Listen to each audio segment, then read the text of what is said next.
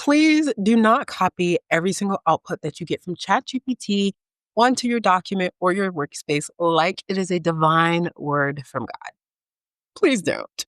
An essential element of critical thinking is critical questioning. You need to engage deeply with any tool that you use, any idea that you encounter, and any person that you're working with. If you don't do this, you risk cognitive decline. I'm going to go over 5 practices that'll protect your mind while you're using AI, specifically generative AI tools. So please stay till the end and make sure you're taking notes. If you're new here, I'm Shay. I'm a PhD candidate at Harvard, and I have a wonderful series here on YouTube called Critical Thinking in the Age of AI.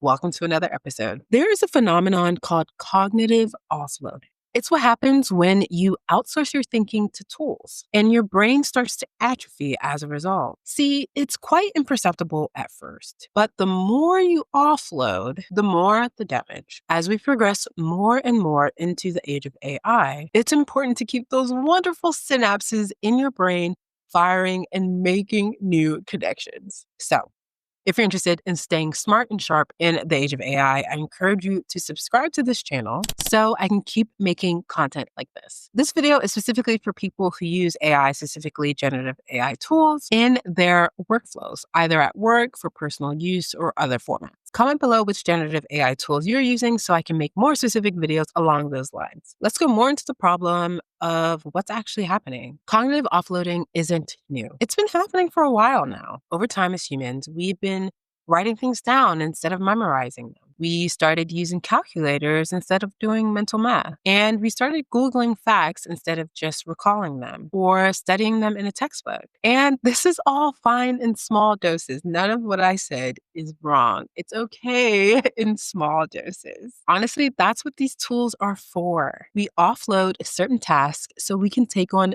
bigger tasks. But AI is different. Specifically, generative AI is quite different because AI doesn't just store information, it can think for us. In scare quotes, think for us. And before my PhD friends and my AI researcher friends start commenting on this video, yes, I am aware of the Apple research paper on the illusion of thinking. I will link it down below. But just for simplistic purposes, it feels like it thinks for us. So here is what I'm talking about. You ask ChatGPT to write an email. It thinks in scare quotes. Okay, let's follow along. It works through tone, structure, word choice. You ask it to analyze data, for example. It can identify patterns you might have missed. And let's say you ask it to solve a problem. In some cases, it generates solutions you probably might not have considered. These are minor examples, of course, but now we're seeing people generating full reports and materials riddled with fake citations and hallucinations. Now, using generative AI tools may make you feel more productive, like you're getting more done. You're feeling like you're moving faster. You're checking off a bunch of boxes. But ultimately, you're not fully building the skills that matter. You're, in some cases, renting them from a machine. So you're probably wondering, what's the solution, Shay? Give me solutions. I know. This is what I'm covering next. I have been thinking about the movie Karate Kid lately, but before you log off, stay with me. I promise it's going to connect. So you remember the movie Karate Kid, right? Either the 1980s version or the Jaden Smith version. Daniel wants to learn karate. He wants the high kicks, the precision strikes, and all the super cool moves. I mean, we've all been there, right? But his teacher doesn't start there. He makes him clean windows, paint the house, put his jacket on again and off again. And Daniel starts to get visibly frustrated. I mean, I would too, because this isn't karate moves per se. This is just labor. He's doing labor, not karate moves. Or so he thinks, because that is the whole point. Those simple, repetitive movements were building muscles, not just in his body, but also in his mind. He was essentially training his mind for pattern recognition, discipline, attention, intuition. It's sort of like an invisible foundation that makes everything else possible. And I believe that's the moment we're in right now with AI. Everyone wants to jump to the super impressive part. write all these phenomenal prompts and things of that sort. And they want to do way more than what they can possibly do right now. Everyone is looking for like automated workflows, instant analysis, and more creative expansion. But I feel like, hear me out. I feel like the real opportunity isn't just in automation.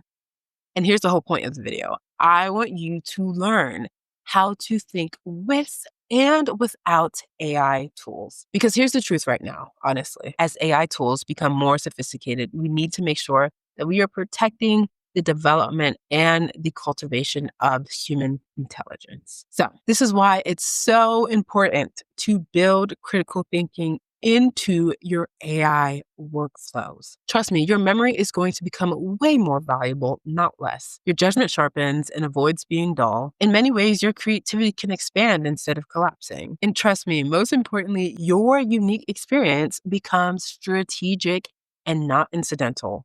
If anything, it becomes a valuable asset. All right, so here are the 5 practices that protect your mind while you're using generative AI tools. These are habits I teach to people, companies, and organizations trying to integrate AI without losing their unique spark. Okay, practice number 1, always draft first. Before you even touch a generative AI tool, be sure to write your own first crappy draft. I know! Just get some words on a page. It doesn't have to be perfect. Just write the first draft yourself. Make sure your ideas, yours, yes, your ideas are being captured. Even if it's just something quick and it takes 5 minutes, make sure you're capturing your ideas. This is important because drafting forces your brain to organize information, synthesize ideas, and ultimately to make decisions. When I was a teaching fellow at Harvard in the college, I taught a writing tutorial and I always taught my students submit the crappy draft. I want to see how you're thinking, how your ideas are coming out naturally, and we can focus on revising and editing later. Because I always say, I can't edit a blank page. So just keep this in mind. When you start with AI, you skip the cognitive work I just described. You become an editor, not a thinker. Practice number 2, question everything AI gives you. I basically want you to treat every AI output like it's the first draft that you received from a really smart intern. Just follow this comparison with me because I know interns work amazingly and they're learning on the job and they're still trying to understand things. So that's why I say treat it like a smart intern. So what exactly does this mean? Well, that means number 1, you should fact check any claims, especially if you are working with facts, citations, things of that sort.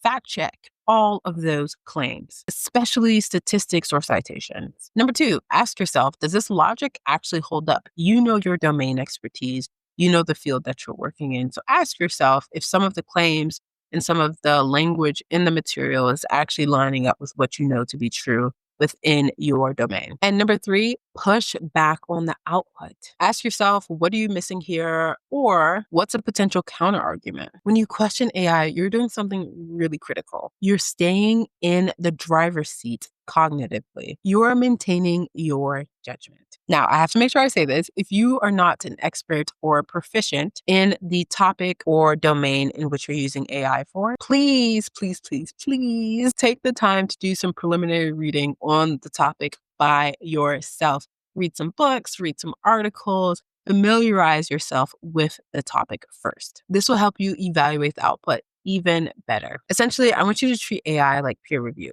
Question, question, question, question, question.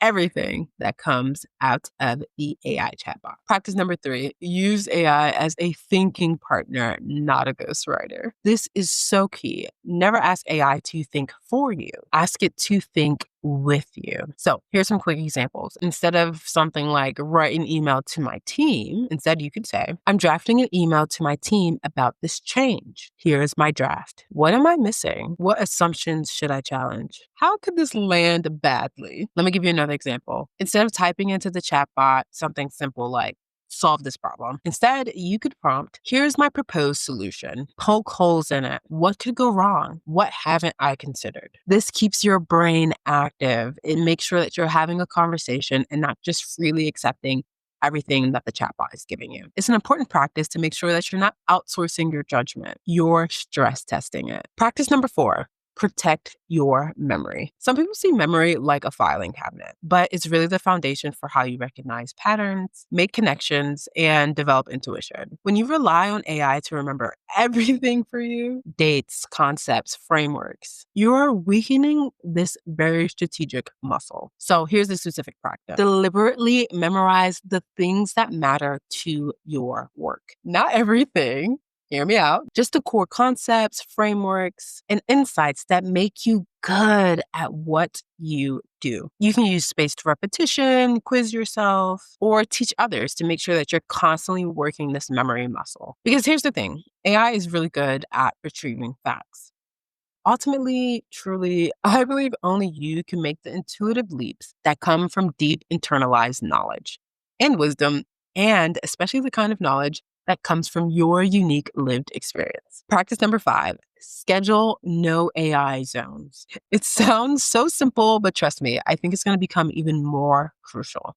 Just because we learn a new tool doesn't mean all the old ones just fade away and are no longer useful. We can go back to them sometimes. I think it's important to regularly do cognitive work without AI. Try solving problems on paper or doing things more the analog way. You can write longhand, daydream, strategize without talking to the chatbot. And you can find in real life thought partners and thinking partners, people who can help you refine your ideas and question some of your assumptions. Being in community is so important. You know, I'm talking about that all the time. Be sure to find your real life thinking partner. Trust me, it will make a load of a difference in your career, in your relationships. Because at the end of the day, I believe our brains need resistance training. Just like how your muscles atrophy or get weaker if you don't use them, it's the same with your cognitive skills. They'll just weaken without practice. So you have to make sure we keep using them and applying different exercises. So feel free to schedule it. I'm so serious. Put it on your calendar. Block time out weekly where you think, problem solve, create, innovate, daydream, imagine out loud, and do some things the old fashioned or the analog way. Honestly, some of my best ideas come from my boredom sessions. So I basically just, it sounds so weird, but I actually have time on my calendar where I do absolutely nothing and I just stare.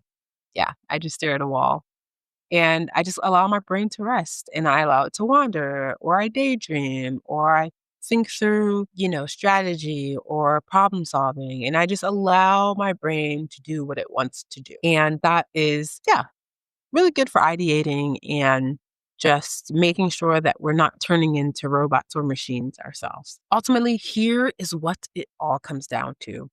I want to preserve human intelligence. I want all of us to work together to preserve human intelligence. And in many ways, I believe we can even extend human intelligence and amplify it in new ways. Critical thinking isn't a nice to have in the age of AI. Ultimately, I believe it's going to become your competitive advantage. It's what's going to make you irreplaceable and make your business unique and stand out from the crowd. So make sure you're not outsourcing it, but instead, make sure that you're strengthening it as much as you can using the 5 practices that we just went over. Okay, so if this resonated with you, I would love to hear which of the 5 practices you're going to try first. Drop a comment below and comment on somebody else's comment.